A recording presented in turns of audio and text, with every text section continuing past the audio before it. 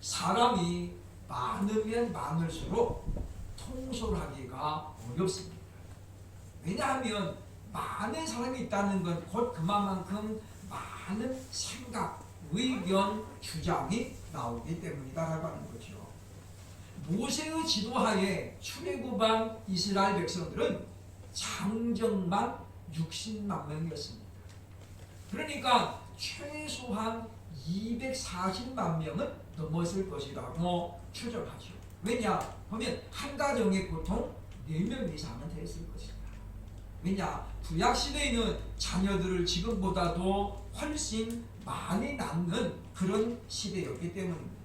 어쨌든 200만 명이 넘는 대사람들이 모세 한 사람의 통솔에 움직이는 것은 거의 불가능했다라고 볼 수 있죠.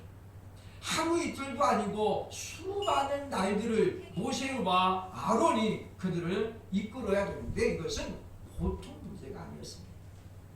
그래서 하나님께서 하나의 신호를 주기로 너희가 이렇게 할 때는 움직이고 이렇게 할 때는 머물러라. 그래서 모세가 소리 지르지 않아도 하나님께서 말씀하신 그 사인을 보고 백성들이 이동하기를 시작했다라고는 성경이 말씀하고 있습니다. 그 내용은 바로 구름이 백성들 위에 머물며 백성들도 거기서 머물고 구름이 움직이면 그 움직임에 따라 움직이는 방향으로 백성들도 이동을 하도록 그렇게 하나의 약속이 짜여졌다라고 볼 수가 있습니다. 그런데 우리는 이 구름 기둥이 임재했다는 것은 곧 하나님께서 임재했다는 거거든요. 그리고 이 구름이 움직인다는 것은 하나님께서 움직이는 것을 우리에게 나타내고 있다고 하는 것입니다. 그래서 구름은 바로 하나님의 임재를 상징하고 있는데 우리는 오늘 본문을 통해서 그러면 과연 이 임재가 의미하는 것은 무엇인가? 하나님께서 왜 임재하셨는가? 여기에 우리가 초점을 두고 오늘 말씀을 나누고자 합니다.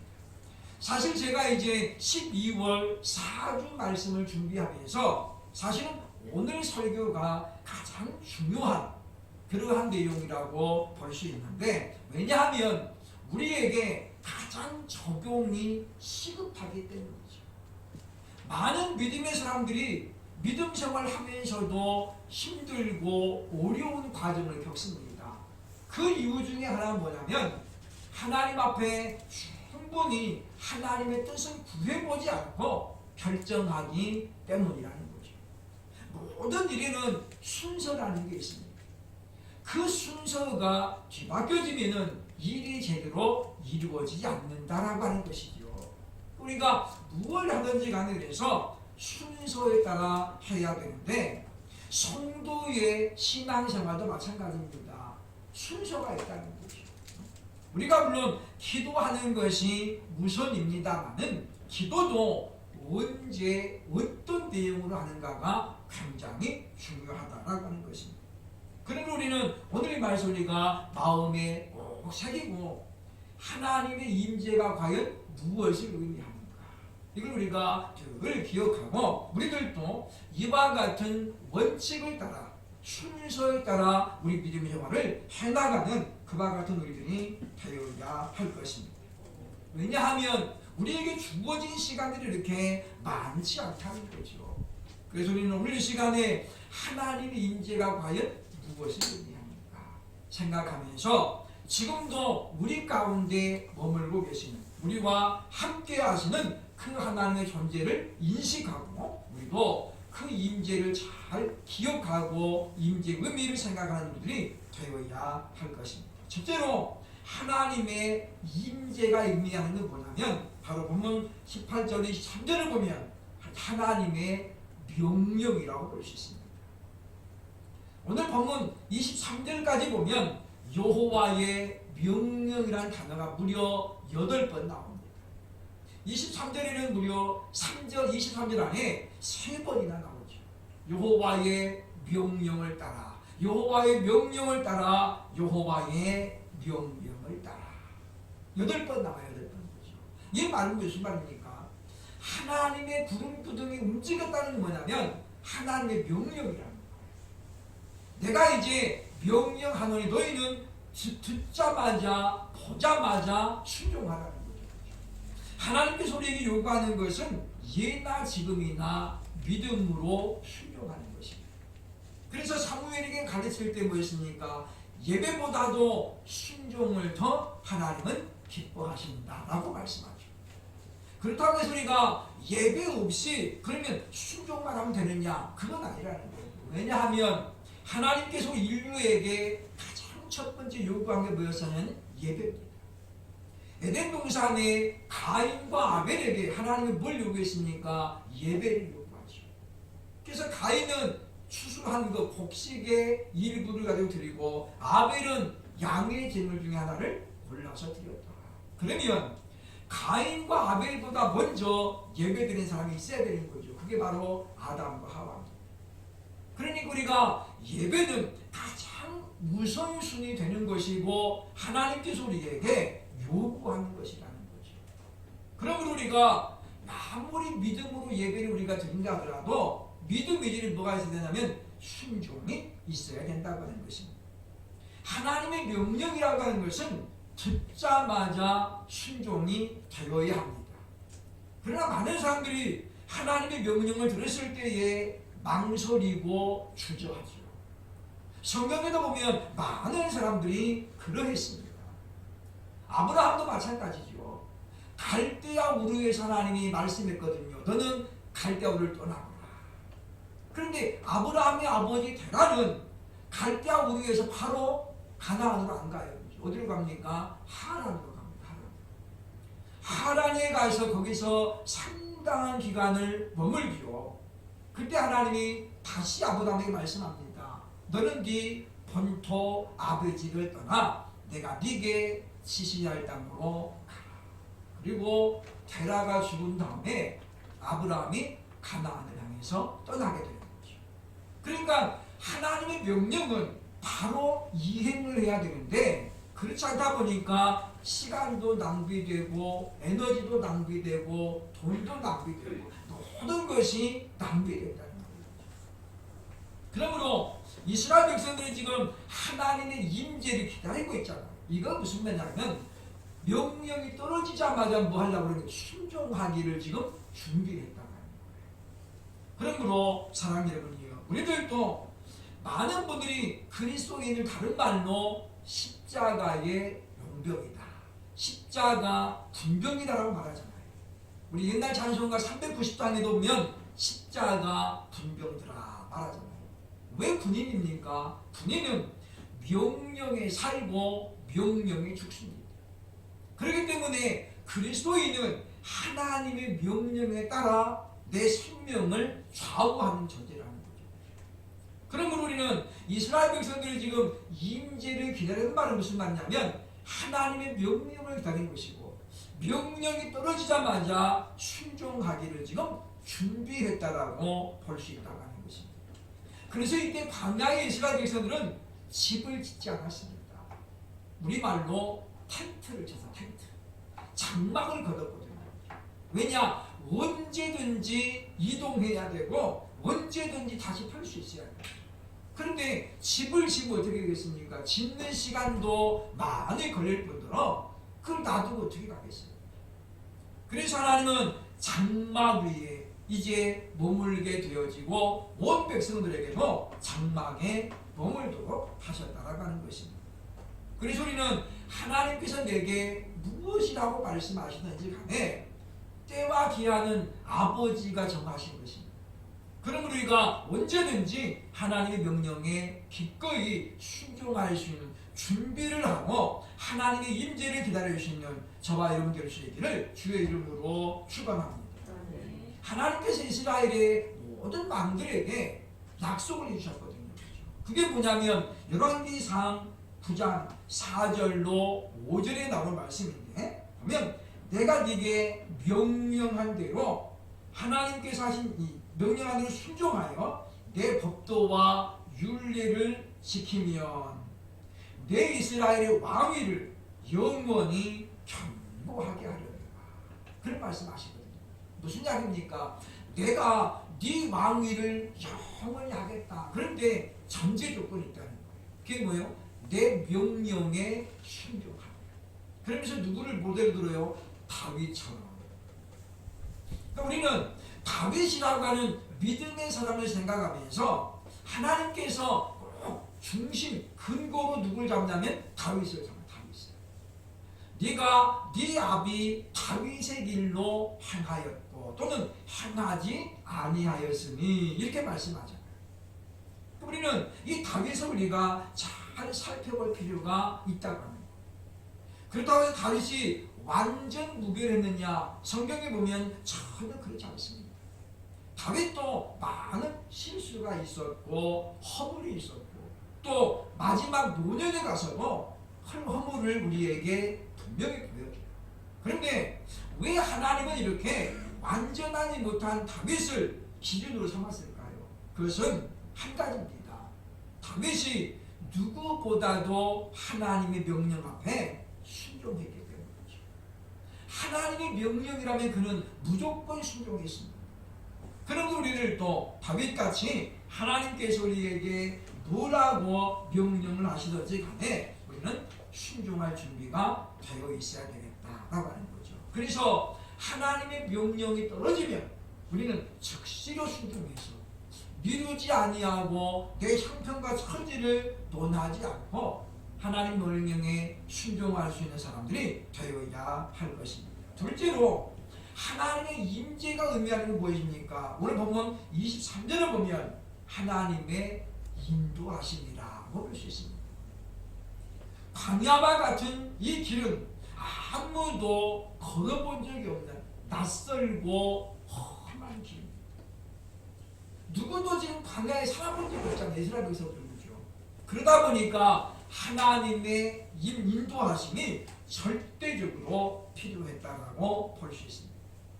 그러기에 하나님께서 움직일 때까지는 이스라엘 백성들은 그 누구도 움직여서는 안 됐다는 거죠.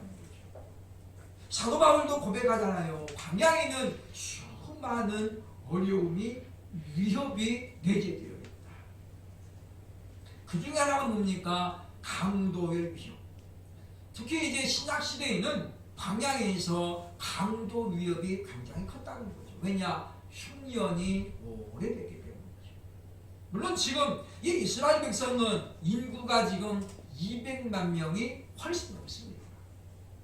그러니 뭐 강도 때를 두고 갈 필요 없지요. 그러나 그들에게는 어떤 어려움이 있습니까? 지금처럼 의학이 발달되지 않은 때문에. 구약 성경에 많이 나오는 단어가 뭡니까? 바로 기근과 함께 전염병이죠. 나폴레옹이 워털루 전투에서 졌던 이유가 뭡니까? 바로 전염병이죠. 그러니까 지금 이스라엘 백성들이 가장 두려운 건 뭐냐면 이와 같은 질병입니다. 21세기 코로나19 때문에 우리가 이와 같이 2년 동안이나 정말 이렇게 어려울 줄을 누가 알았겠습니까? 머지 않은 때에 이런 바이러스가 올 것이라고 예측했던 빌 게이츠도 이렇게 오래 갈 것이라고는 예상을 못했어요. 그 사람이 연하기를 1000만 명 정도가 사망할 것이다 라고 예상을 했지요. 그리고 나서 5년 뒤에 이게 딱 터진 거예요.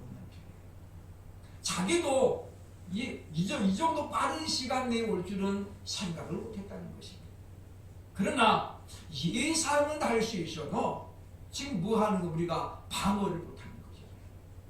예상하면 뭐 하겠습니까? 방어를 해야 되는데 이번에 시험 볼 때에 이런 문제가 나올 거다 알았으면 어떻게 해야 돼요? 그 준비를 해야죠.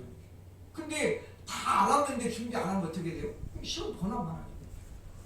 아무리 하나님이 전지전능해도 그런 사람은 도와줄 수가 없는 거다. 마찬가지입니다. 하나님의 인도하심은 이와 같이 우리가 불확실한 미래에 절대적으로 필요하다는 거죠. 인생에는 예습이 없고 복습도 없습니다.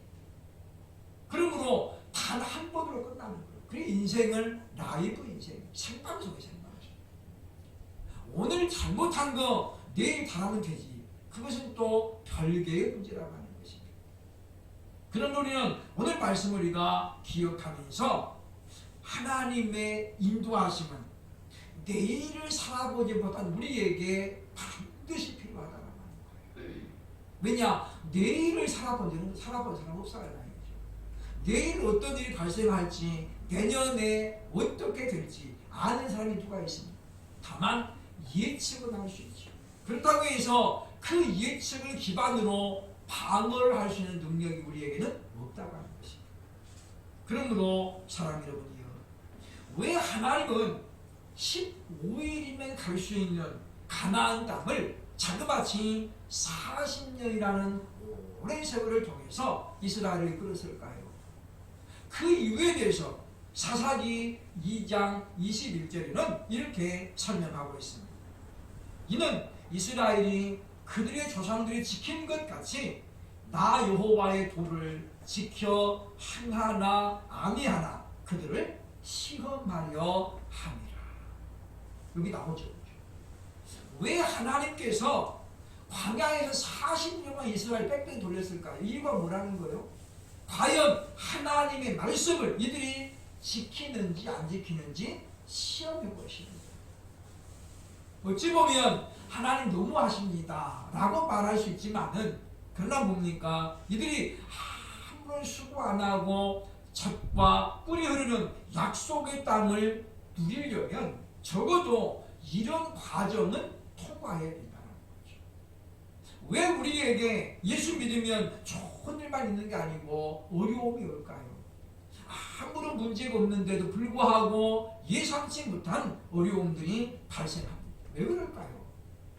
우리의 아무런 공로 없이 하나님의 나라 천국이 우리에게 선물로 주어졌는데, 우리가 그 선물을 받으려면 이 정도의 과정을 우리가 이겨내야 한다는 거죠. 그래서 하나님은 광야 40년 동안에 이스라엘 백성들을 끊임없이 훈련하시고, 그리고 뭐예요? 시험하시고, 때로는 먹을 물이 없어가지고 백성들이 어떻게 되나 보는 거죠. 지금 마라의 쓴물을 만날 때에 바로 지금 그것을 넘어가면은 엘림이 예비되어 있는 거예요. 하나님께서 엘림에 이 보면 종려나무 70그루와 물샘 12개를 준비해 놓고 백성들을 지금 인도하시는 거거든요. 그런데 백성들은 뭡니까? 그 마라 너머에 뭐가 있는지 몰라요. 그러니까 마라의 쓴물을 맞이해야 돼. 그 자리에서 바로 하나님 앞에 원망하고 모세를 원망하고 불평하고, 하나님의 인도하심을 받으면서 그들은 뭐예요? 하나님이 왜 우리를 이렇게 험한 길로 이끌으십니까? 원망했다는 거죠. 여러분, 믿음은 뭐냐면 보지 않고 믿는 거예요. 되어질 것으로 믿음으로 따라가는 거잖아요. 그죠? 그러면 하나님께서 우리를 설마하니 사망의 구덩이로 이끌겠습니까? 멸망의 곳으로 이끌어갈까요? 전혀 그렇지 않습니다. 왜냐? 하나님 우리의 아버지가 계시고 우리는 그의 자녀이기 때문에. 세상에 어떤 부모가 자녀를 멸망의 길로 끌고 가겠습니까? 물론 요즘은 이제 아동 범죄가 계속 늘어나면서 보면 이제 옛날에 유행했던 말들, 무슨 요즘 뭐 계모, 계부들, 참 믿을 수 없는 세상이 되었다라고 말하는데, 문제는 생부모도 못 믿어요. 친부모도. 이게 그냥 작당을 해가지고 애를 그냥 그렇게 해가지고 막 얼마나 참 입에 담지 못할, 그러면서도 죄질이 무겁습니다. 그러면 형이 너무 무겁습니다. 깎아주십시오. 이렇게 말하잖아요. 그죠? 참 보면 정말 사람 같지 않는 그런 일들이 많아지고 있다라고 볼 수 있다고 하는 것입니다. 그러므로 우리는 우리가 믿음 시험을 해가면서 어떤 어려움이 닥쳤을 때도 이것이 지금 내가 하나의 겪어야 될 과정입니다. 이것만 넘어가면 하나님께서 내게 귀한 것을 준비하고 계실 것이라는 그런 믿음을 가지고 하나님의 인도하심을 따라갈 수 있는 저와 여러분 될 수 있기를 주의 이름으로 축원합니다. 하나님은 살아계시고 그 하나님 우리를 영원한 나라로 이끌어 가시면서 좋은 길로 인도하시죠. 그러나 그 과정 우리가 넘어야 될, 때로는 사망의 음침한 골짜기도 있고 때로는 길고 굴곡이 심한 그런 계곡 같은 곳도 만날 수 있습니다. 중요한 것은 그럼에도 불구하고 그런 순간에도 하나님이 우리와 함께 하신다는 거죠. 그렇기 때문에 요셉은 누명을 쓰고 감옥에 가서도 하나님을 원망하지 않잖아요. 형들을 원망하지 않잖아요. 왜냐? 하나님이 자기와 함께 하심을 믿었기 때문에. 그러므로 여러분, 우리가 힘들고 어려울 때도 하나님 우리와 함께 하십니다.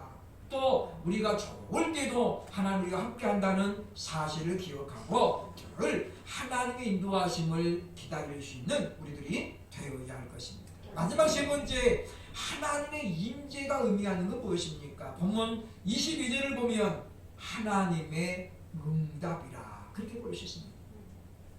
이들이 지금 가나안을 향해서 가면서 목적지임이 분명하게 정해져 있는 거죠. 가나안입니다. 하나님께서 처음부터 제시하신 것이죠. 왜냐? 그 땅은 젖과 꿀이 흐르는 그와 같은 땅이었고 정탐꾼들의 보고에 의하면 그것은 사실이었습니다. 그리고 정탐꾼들이 가지고 온 포도송이를 보면 우리가 짐작할 수 있죠. 장정 두 사람이 작대기에 포도송이 하나를 걸고 올 만큼 그렇게 엄청난 과실이었다는 것이죠. 그러니 이와 같은 약속된 땅, 그곳이 바로 목적지인데 이스라엘 백성들은 하루라도 빨리 그곳에 가고 싶어 했습니다. 왜냐? 빨리 가서 정착해야 하기 때문이죠. 그러나 하나님의 생각은 달라 따라가는 것입니다. 오늘 보면 22절에 보면 이렇게 이야기하고 있습니다. 22절 말씀에 보면 이틀이든지 한 달이든지 1년이든지 구름이 성막 위에 머물러 있을 동안에는 이스라엘 자손이 진영에 머물렀다. 그러므로 하나님의 임재가 의미하는 뭐냐면 응답입니다. 하나님의 응답이 되었다는 거죠. 우리가 믿음 생활하면서 어려운 일을 당하는 건 뭐냐면 우리의 기도가 순서가 틀렸다. 우리가 다윗을 보면서 느낄 수 있는 바로야 될 것이 꼭 하나 있습니다. 그게 뭐냐면 다윗의 기도입니다. 하루는 다윗이 이제 이 밖에 나갔다 왔더니 그 동네가 침략을 당해가지고 자기 아내만의 모든 백성이 다 잡혀갑니다. 그때 하나님 앞에 다윗은 이렇게 기도합니다. 하나님, 제가 이들을 쫓아갈까요 말까요? 묻죠. 그리고 뭐라고 해요? 쫓아가면 제가 이길 수 있을까요 없을까요? 이렇게 물어. 이게 바로 뭐예요? 기도의 순서입니다. 지금 아내가 뺏겼어요. 그죠? 그럼 우리는 그냥 좌우 안 돌보고 어떻게 쫓아가고 하죠. 이러면 안 된다는 거예요. 다윗은 그가 그 아내들을 안 사랑해서 그랬을까요? 아니죠. 그죠? 그러나 그때 다윗은 하나님 기도합니다. 제가 저들을 따라갈까요 말까요? 하나님께서 뭐라고 해? 쫓아가라. 다윗은 또 묻죠. 그러면 제가 저들을 구해올 수 있을까요 없을까요? 싸움에 가가지고 다 이긴다는 보장이 없잖아요. 그죠? 그러니까 다윗은 그렇게 묻습니다. 그래서 하나님께서 네가 저들을 건져 올 것이다. 그래서 두 번 기도에 의해서 응답받은 다음에 백성들과 함께 출애굽을 시작합니다. 그리고 하나님의 말씀처럼 피해 하나 없이 그들을 전부 구해오죠. 이것이 바로 다윗이 어디로 가든지 이겼던 하나의 비결이라고 볼 수 있습니다. 우리는 그런데 어떻게 합니까? 우리가 결정을 다 해놓습니다. 해놓고 나서 하나님 도와주세요. 이렇게 한다는 거죠.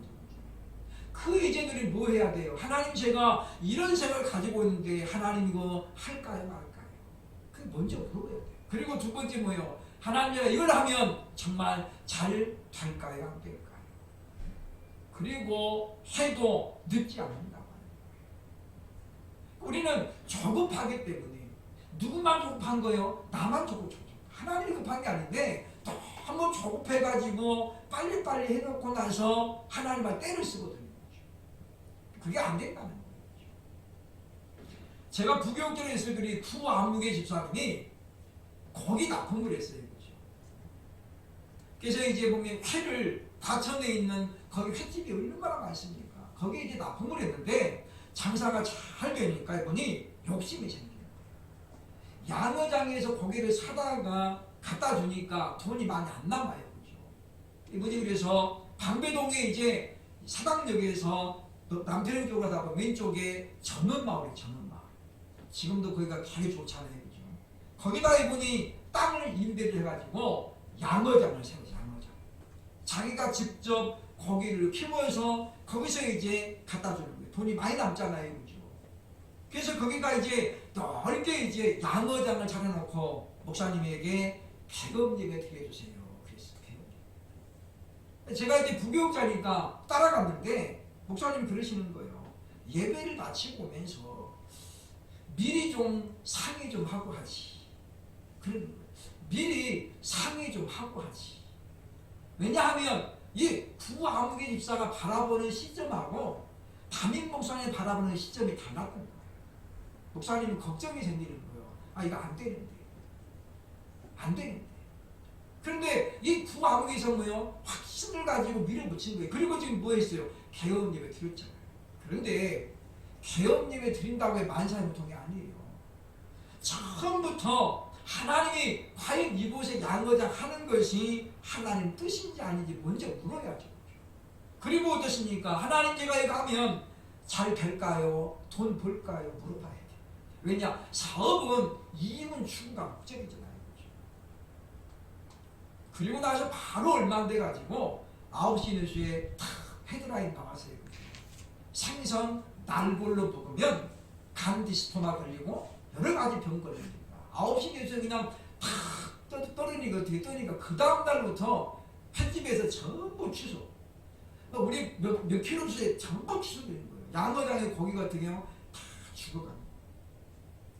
고기도 날짜가 있어요. 날짜가. 저는 그거 그때 몰랐는데 우리 배추도 오래된 걸 좋아요? 그렇지 않죠. 그죠? 이게 배추도 며칠짜리가 제일 좋은 거고 오래되면 안 돼요. 고기도 마찬가지입니다. 오래되면은 질겨지고 맛이 없어요. 그래서 그런 오래된 고기를 다 골라가지고 폐사시켜요. 그분이 큰 트럭을 3대를 운영했는데 트럭에 물고기가 수백만 원씩 죽어가는 거예요. 납품을 못하니까. 그래서 우리가 그때는 정말 고기 못 없이 먹었습니다. 막 향어 막 이런 그런 향어들 이 집사님이 어디다 갖다 묻을 데가 없으니까 교회 가져가가지고 막 주일 점심마다 그거 매운탕 먹고 회 먹고 막 저는 그때 그래서 아주 배부르게 먹었는데 그래도 우리가 먹으면 몇 마리 먹겠어요. 몇 마리 먹어요. 다 못 먹어요. 그래서 그분이 그때 왕창 빚을 지고 결국에 이제 시골로 낙향을 했습니다.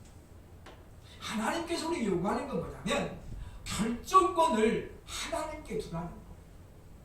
내가 결정에 넣고 나서 하나님 이렇게 정했으니 도와주세요가 아니라 하나님 어떻게 하면 좋을까요? 이것이 바로 기도의 순서가 되어야 된다는 거예요. 다윗은 그런 신앙 삶을 살았기 때문에 죽은 뒤에도 하나님이 그를 인정하셨잖아요. 내 종 다윗처럼 늘 이야기들 그러므로 사랑하는 여러분이요. 때로는 우리가 나는 급한데 하나님 응답이 없을 때가 있습니까? 그래도 우리는 기다려야 됩니다. 기다린 우리가 눈물로 기도해야 된다는 거죠. 우리 후배 목사님 한 분이 신림동에서 반지하 집을 살았어요. 그렇죠? 근데 주인이 집을 팔게 된 거예요. 이분이 욕심이 나잖아요. 그렇죠? 아, 집이 하나 있으면 좋은데. 그래서 팔게 된 집주인이 이야기한 거예요. 이거 당신이 사시오. 돈이 보증금 딱 그거 있는 게 다인데 욕심이 막 생기는 거예요. 아, 그래서 그냥 그 집을 샀어요. 그죠? 그 계약금 지금 보증금 들어가 있는 거 계약하고 일을 벌렸네요. 그죠? 중도금도 없죠. 잔금은 하나도 없죠. 이분이 시간이 막 다가오니까 어떻게 급한 거예요. 잘못하면 이 보증금 날리고 쫓겨나게 생겼잖아요. 그래서 이분이 남편 손잡고 그랬답니다. 우리 기도합시다. 그래가지고 막 하루에 몇 시간 울었대요. 하나님, 저희 잘못하면 거짓돼요. 나가야 돼요. 하나님께서 속으로 그러지 않게 야 내가 언제 너무 살아버렸냐 이런 거. 일은 네가 벌려놓고 이제 떼쓰면 어떡하냐. 물론 하나님 앞에 우리가 때를 쓰면 통할 때가 있어요. 그렇잖아요. 우리가 길바닥에 앉아가지고 그냥 얘가 울면 엄마가 어떻게 해요? 창피하니까 사주고 말아. 근데 그렇게 되면 어떻게 돼요? 버릇이 잘못 들어요. 그런 아이는 나중에 어떻게 해요? 버릇이 잘못 들어가지고 모든 걸 그렇게 한다고. 아, 떼쓰면 되더라. 그러니까 우리가 우리 신앙이 그렇게 되면 안 돼요. 하나님 앞에 때를 쓰는 것도 한두 번이에요. 한두 번. 어린아이 믿음이었을 때 가는 거예요. 그러나 우리가 장부가 되었는데 그렇게 하면 어때요? 하나님께서 더 이상 우리에게 도와주지 않는다고 하는 것입니다. 그러므로 사랑하는 여러분이요, 우리가 조급할지 않고 하나님 앞에 충분히 기도하면서 응답을 기다린 다음에 행동할 수 있게 해요. 그래서 내년 우리가 2022년도 나름대로 또 계획들이 있을 것인데 하나님 앞에 충분히 기도해서 하나님 이거 할까요 말까요? 하면 잘 될까요 안 될까요? 이렇게 두 단계로 기도해서 응답을 받고 움직일 수 있는 실행에 옮길 수 있는, 그래서 실패가 아니라 승리를 맛보는 저와 여러분 될 수 있기를 주의 이름으로 축원합니다. 기도.